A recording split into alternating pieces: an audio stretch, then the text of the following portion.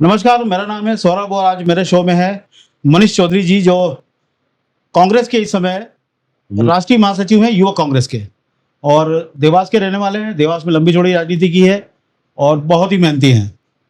अब रायशुमारी शुरू हो गई है कांग्रेस के जिला अध्यक्ष के लिए, ग्रामीण और शहर के लिए। आप अब इंटरेस्टेड हैं ग्रामीण जिला अध्यक्ष के रूप में, क्योंकि बहुत काम कर लिया राष्ट्रीय लेवल पर। अभी राजस्थान अभी आप देख रहे हैं। हाँ, अभी मैं राजस्थान का इंचार्ज हूँ। तो अचानक जिला स्तर पे वापस लौटने की क्या कारण है? मैं यूथ कांग्रेस टीम में काम कर रहा हूँ जी। और यूथ कांग्रेस में मैं पिछले अभी तो राजनीति पूरी मेरी उसमें रही है, एनएसयूआई छात्र राजनीति, और फिर लगातार 2013 में मैं यूथ कांग्रेस का अध्यक्ष बना था। जी। तो 15-12 साल का पूरा पीरियड हो चुका है। 6 साल अध्यक्ष रहा मैं देवास जिले का। आपने मेरा काम देखा ही है जी। लोकसभा अध्यक्ष के रूप में। बिल्कुल। पिछले 7 साल से मैं लगातार राष्ट्रीय कार्यकारिणी काम कर रहा। 2018 में सिलेक्शन हुआ था। जी। तो मैं उस दौरान मैं इंचार्ज रहा महाराष्ट्र में, फिर मैं यूपी में काफी लंबे समय काम किया। आप भी मिले थे। बिल्कुल। और उसके बाद फिर मैं प्रवक्ताओं का इंचार्ज रहा। मैंने देश में की प्रवक्ताओं के लिए सिलेक्शन कमेटी में रहा। मैं यंग इंडिया के बोले प्रोग्राम लेके आए थे हम लोग, उसके माध्यम से मैं प्रवक्ता निकाले। बराबर। फिर मैं आपको हम बीच में रोकता हूं, मैं आपको हम बता दें कि हमने देवास लाइव के माध्यम से पिछली बार जब शहर कांग्रेस अध्यक्ष के चुनाव थे, उस वक्त हमने एक पोल चलाया था। उस पोल में सबसे ज्यादा वोटों से, हजारों की संख्या में वोटों से मनीष चौधरी जीते थे। जी। और उसमें बड़े बड़े दिग्गज पीछे रह गए थे। कईयों को बुरा भी लग गया था कि भाई क्यों पोल चलाया इस तरह का। लेकिन ये लोकतंत्र है। और आपने सहमति से लाया था ना सबकी? हाँ, सहमति से चलाया था। बाद में जब हार के तो नाराज हो गए। अब ये तो मैं पंजाब में था। हाँ, आपका फोन आया था। आपने पंजाब से जीता था। पंजाब चुनाव में मैं जगरांव असेंबली का इंचार्ज था, मैं वहाँ काम कर रहा था। हाँ। अब ऐसे में ये लोकतंत्र है, और लोकतंत्र में जो पार्टियां होती है वो भी लोकतांत्रिक होती है, उनका चयन प्रणाली भी लोकतांत्रिक होता है। हालांकि अभी रायशुमारी होनी है और कार्यकर्ताओं के माध्यम से होना है। मनीष चौधरी बहुत ही मेहनती नेता है और उन्होंने लगातार जो कांग्रेस के लिए काम किया है और पूरी अपनी उम्र या कहें पूरी जवानी उसमें लगा दी है, और अब वो जिले में लौटना चाहते हैं और यहाँ पर वापस सेवा करना चाहते हैं। उसकी रायशुमारी शुरू है और हम ये पॉडकास्ट इसीलिए ले रहे हैं ताकि कांग्रेस कार्यकर्ताओं तक ये मैसेज पहुंच जाए कि मनीष चौधरी अब वापस जिले की राजनीति करना चाहते हैं और जिले में लौटना चाहते हैं। राष्ट्रीय लेवल पर तो बहुत सारा काम कर लिया। मनीष जी, थोड़ा संघर्ष तो बताओ, अपना याद दिलाओ लोगों को। हाँ, मतलब मैं आपको बताऊं, जब मैं कॉलेज का अध्यक्ष बना जी, 2006-07 का वर्ष था। हाँ। उस दौरान कई अच्छे प्रोग्राम्स हम संचालित किए, और कॉलेज के सामने जो केबी कॉलेज भोपाल चौराहे पे है, हाँ, उसके सामने मेन गेट बनाया जा रहा था। हाँ, भोपाल चौराहे की तरफ। ठीक है। तो हमने उसका विरोध किया था और मैंने भूखहड़ताल। और जो बास्केटबॉल का ग्राउंड है देवास में, एकमात्र बास्केटबॉल ग्राउंड, हाँ, उसको तोड़ रहे थे। उसको लेके आंदोलन किया, प्रदर्शन किया, 3 दिन लगातार भूखहड़ताल करी। तब सरकार झुकी तो वहां पे सामने एक हॉल बना रहे थे, हॉल साइड में बना। आज भी ग्राउंड जिंदा है। तो संघर्ष की शुरुआत, मतलब वो संघर्ष की शुरुआत थी। उस दौरान हमने कई अच्छे सेमिनार भी मेरे कार्यकाल में हुए। हाँ। इतिहास पे हुआ, समाजशास्त्र पे हुआ, और हमने रचनात्मक काम भी किए। छात्रों का हमने बीमा शुल्क, मतलब उस समय बीमा शुल्क 8 रुपए होता था, 8 रुपए पे SC ST और OBC छात्रों का हमने एडमिशन करवाया। और उस दौर में छात्र संघ अध्यक्ष मैं अध्यक्ष बना, मेरे बाद प्रदीप सिंह चौहान अध्यक्ष बना, उसके बाद अमर जलोदिया अध्यक्ष बना, ललिता सारोली अध्यक्ष बनी। चुनाव जब हुए हम चुनाव जीते, और छात्र संघ अध्यक्ष के दौरान फिर मैं NSU जिला अध्यक्ष बना। क्या उम्र थी उस समय आपकी? मैं 21 साल का था। 21 साल की। और जब NSU जिला अध्यक्ष बना, हाँ, उस समय मेरी उम्र 24 साल की थी। हाँ। और उस दौर में मैंने 0 बैलेंस पे, क्योंकि नया नया ATM शुरू हुआ था। हाँ। हमारे लड़के टेक्निकल इतने फैमिलियर नहीं थे। हाँ। तो मैंने 0 बैलेंस पे कॉलेज के सभी छात्रों का बैंक ऑफ इंडिया में खाता खुलवाया और उनको ATM दिलवाया। अच्छा। और उस दौरान 6th पे कमीशन को लेके प्रोफेसर्स की स्ट्राइक चल रही थी। ठीक है। At that moment I thought that exams are coming soon. मैंने खुद कॉलेज में बच्चों पढ़ाना शुरू किया। बहुत बढ़िया। और क्लासेस लिया करता था, लेकिन चूंकि मेरे प्रोफेसर स्ट्राइक पे थे, उनके लिए मेरे को लड़ना था। तो मेरे साथ जितने बच्चे कॉलेज में पढ़ते थे, मैं उनको पढ़ाया करता था। उस दौरान पत्रिका और अग्निबाण में तो फ्रंट पेज में खबर छपी थी कि ऐसी भी राजनीति। तो भाई साहब मानेंगे कि सभी छात्र अपने पोस्टर खरीद लाते थे और मुख्यमंत्री को चिट्ठी लगा करते थे कि हमारे प्रोफेसर को उनका अधिकार दो। एक तरफ रचनात्मक काम हमारा ये था कि बच्चों की पढ़ाई नहीं मिस हो, और दूसरी तरफ प्रोफेसरों की हड़ताल में हम शरीक होते थे। ठीक है। ये मेरे कार्यकाल में NSU में काफी अच्छे रहे। जिले भर में हम चुनाव जीते। NSU छात्र संघ चुनाव जिले भर में जीती। ठीक है। और समय के साथ फिर कई ऐसे आंदोलन रहे। उस समय सरकारें भी कांग्रेस की रही होंगी सब? नहीं, मैं तो जब से हूँ, अब बीजेपी की रही है। सरकार बीजेपी की रही है। अच्छा। मध्य प्रदेश में 1.5 साल का हमारा एक दौर आया था। हाँ। जो खरीद फरोख्त में लोकतंत्र के चीरहरण हुआ और चली गई। हाँ। तो NSU का कार्यकाल भी मतलब इतना अच्छा रहा कि हम चुनाव भी जीतते थे। और उस दौरान बैंक नोट प्रेस में एक आंदोलन चल रहा था स्थानीय भर्ती को लेके। उसके लिए एक शव हमने MC वेलप्पा के GM थे, उनकी शव यात्रा निकाली थी। अच्छा। और BNP गेट पे उसकी उनका पुतला दहन किया था, और स्थानीय रोजगार के मुद्दों को लेकर हमने NSOA में काफी काम किए थे जी। हमारे उस दौर में। जो टॉकीजें थी उसमें हमने छात्रों को एक्साइज ड्यूटी माफ करवाई थी, बसेस पे सब। मतलब लिख देके बोलो आप, ये है कि छात्र नेता के रूप में आपने छात्रों की खूब सारी मदद करी, और उसके बाद फिर आप युवक कांग्रेस में आए। तो यूथ कांग्रेस में तो अभी तो आप राष्ट्रीय लेवल पे हैं, तो इसका संघर्ष तो बताइए जरा, कितना किया है? कांग्रेस की शुरुआत हुई यूथ कांग्रेस में, मैं चुनाव जीता। कब की बात है ये 2011 में मैं महामंत्री बना और 2013 में अध्यक्ष बना। तो कंटिन्यू यूथ कांग्रेस का मेरा कार्यकाल चला है। ठीक है। तो इस पीरियड में चूंकि अब कॉलेज से बाहर आकर राजनीति करनी थी, हाँ, तो बड़ा फील्ड आ गया था। हर तरह की समस्याएं थी। अस्पतालों में गए, मेडिसिन चेक करवाई, डॉक्टर्स की से बातचीत हुई, हमेशा रेफर टू इंदौर वाली बात को हमेशा उठाया, मुखर किया। और इंडस्ट्रियल एरिया में गए, रोजगार की बात करी। नागदमन नदी जिसमें पूरा पॉल्यूटेड वाटर मिलता है, पूरा केमिकल पानी था, उसको लेके सफाई के अभियान चलाए कि शिप्रा में जाके वो नदी मिलती है।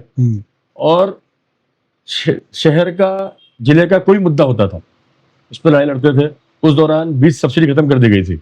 अच्छा। किसानों के लिए। हाँ। उसको लेके मैंने इसी आपके प्रांगण के बाहर जो हमारा ICH है, वहां पे मैंने भूख हड़ताल की थी। और वो सारा रिकॉर्ड है मेरी।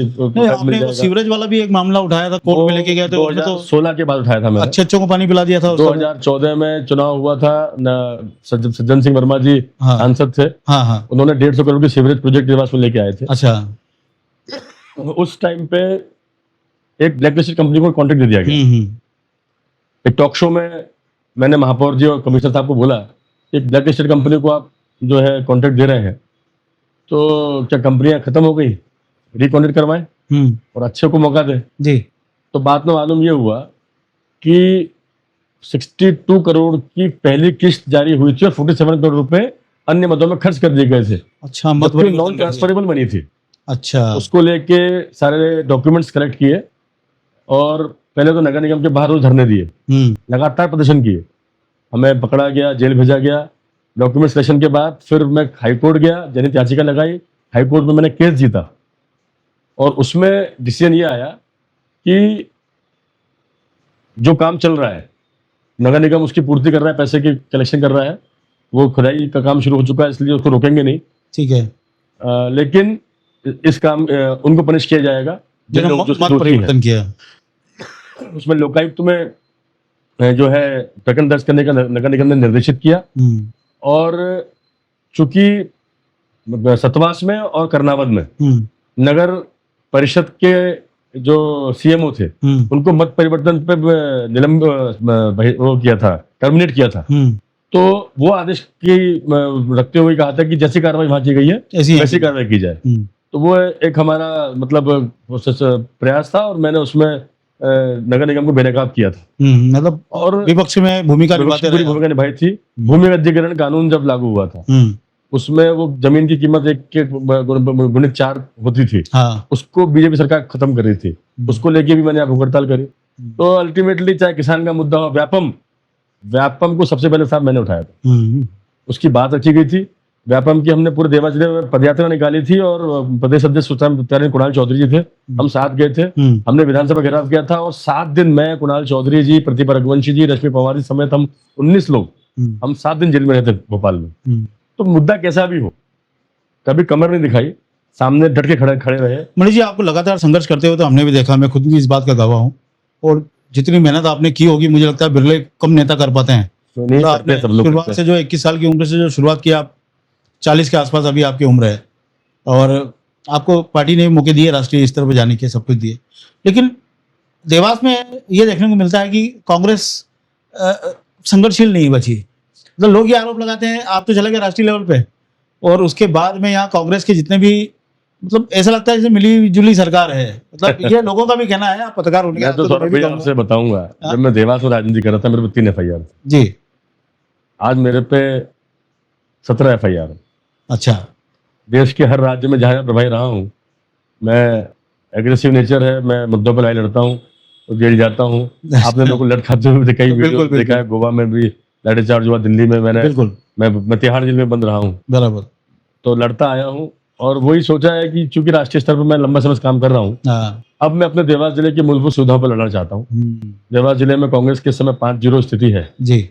मैं कोशिश करूंगा, संगठन में काफी लंबा काम किया है, एक संगठन सृजन अभियान चल रहा है, एक मजबूत संगठन बूथ लेवल का देवास जिले में तैयार करूं। ठीक है। और हर जमीनी मुद्दा, जैसे मैं खातेगांव में से मैंने टिकट ही मांगा था, बिल्कुल। और कोई बात आपने मेहनत की थी उस समय खूब। और मैंने वहां पे, आपको ध्यान होगा, रेल रोको आंदोलन किया था, और देवास में रेल रोकी थी, बिल्कुल FIR हुई थी। बिल्कुल। तो खातेगांव में वो मुद्दा छुपा हुआ था, एक तरीके से दबा हुआ था। मैंने रेल रोक के पहले तो लोगों को जगाया कि ये मुद्दा है कि हमारे ही खेतों से पानी निकल रहा है, पाइपलाइन जा रही है और हमें पानी नहीं मिल रहा। मैंने चौपाल चर्चा करी पूरे 120 गांव में, पद यात्रा निकाली पूरे 120 गांव में, भूख हड़ताल करी वहां पे। और यू ग्लैड टू नो कि वहां पे उस आंदोलन से चेतना जागी, लोग निकले।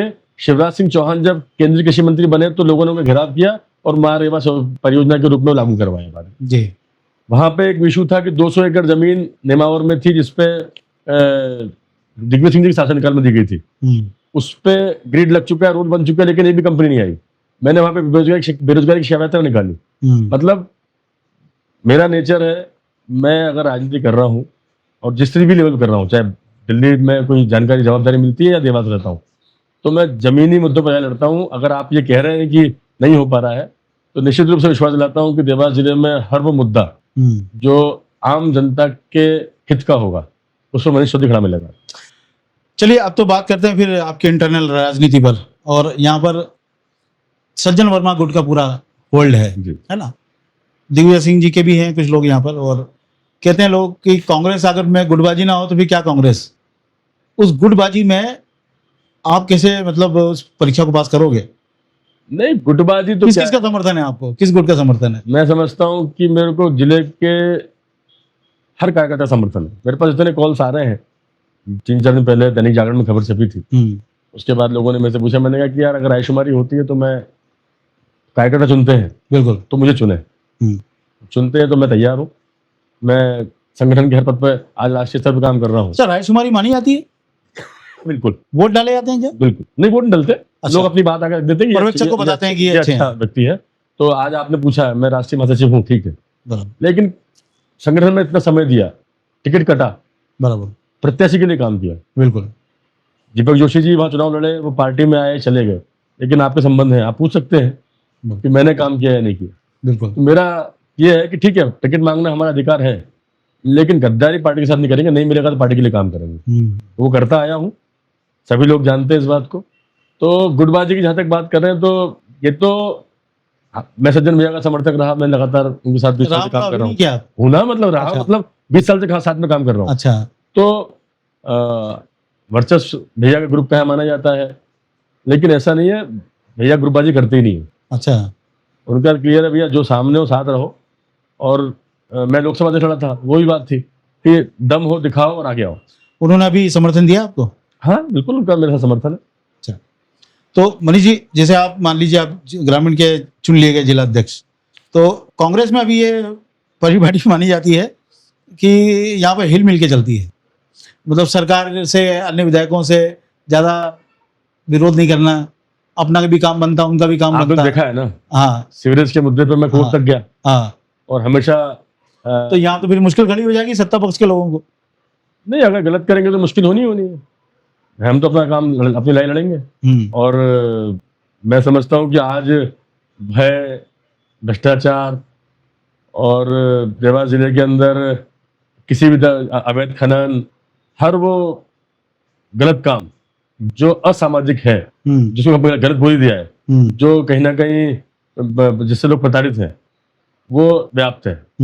जुआ, सट्टा, अवैध शराब सब चल रहा है, उसकी लड़ाई लड़नी पड़ेगी।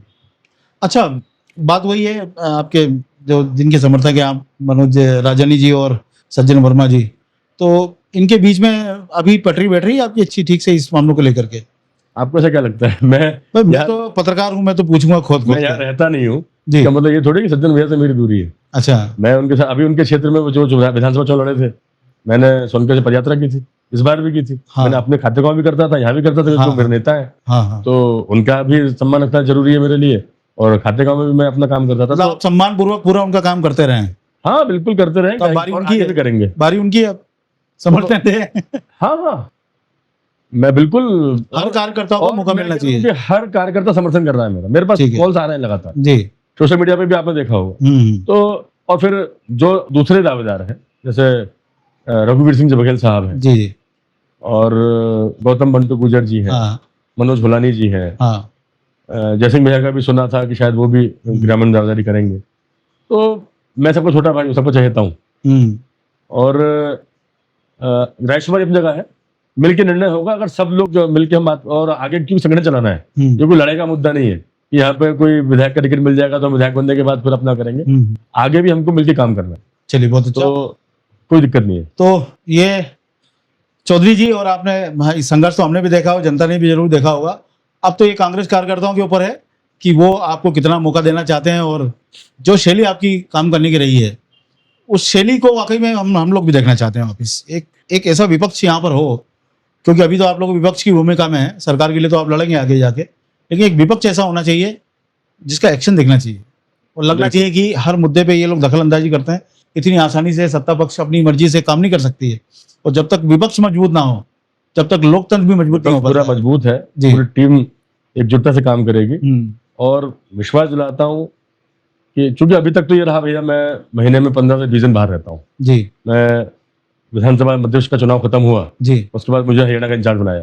हरियाणा में लोकसभा चुनाव था, लोकसभा चुनाव के दौरान मैं हरियाणा, गुजरात और चंडीगढ़ का संगठन प्रभारी रहा। जी तो बहुत ज्यादा काम रहा, 2 महीने घर भी नहीं आया। बराबर। फिर हरियाणा विधानसभा चुनाव आया, उसके बाद अभी राजस्थान इंचार्ज बना दिया, तो मेरा समय बाहर जाता है, तो मैं फिर लोकल में आके मेहनत नहीं कर पाता हूँ। लेकिन मैं अब यहाँ काम करूँगा, तो आपको वही धार, वही ताकत और वही निर्भीकता और वही कार्यकर्ता के प्रति सम्मान और बुरे के खिलाफ लड़ाई दिखाई देगी। चलिए, हम अपेक्षा करते हैं कि कांग्रेस के कार्यकर्ता भी इस बात को समझ रहे होंगे। नेतृत्व ऐसा होना चाहिए जिसमें ऊर्जा हो और काम करने की लगन हो, और मुझे लगता है मनीष जी चौधरी में ये ऊर्जा और लगन सब कुछ भरा हुआ है। अब मौका मिले अगर पार्टी की ओर से और कार्यकर्ताओं की ओर से, तो निश्चित रूप से देवास में हमें बदली हुई राजनीति देखने को मिलेगी। आप हमारे स्टूडियो में आए, बहुत बहुत धन्यवाद। थैंक यू सौरभ भैया।